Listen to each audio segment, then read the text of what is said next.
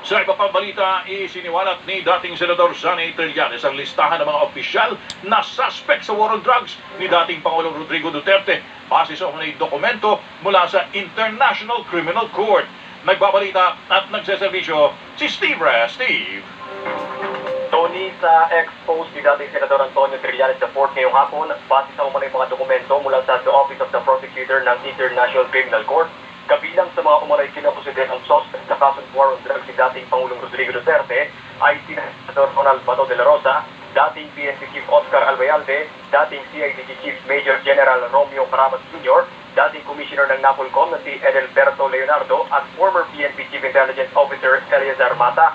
Base sa dokumento na may pangalan ni Najat Shamin Khan, Deputy Prosecutor ng ICC, September 15, 2021 nang bigyan ng otorisasyon ng Pre-Trial Chamber ng ICC na magsagawa ng investigasyon sa Pilipinas ang mga investigador nito sa war on drugs simula November 2011 hanggang March 2019.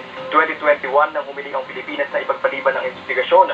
January 26, 2023 nang magpatuloy ang investigasyon at umapila ang Pilipinas dito pero tinanggihan ito base sa desisyon ng Pre-Trial Chamber ng ICC noong July 2023. Dahil dito, may sapat umano na ebidensya ang ICC na sangkot sa krimen ang mga naturang opisyal base sa ginagawang investigasyon.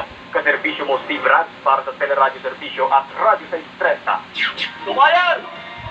Subside na sa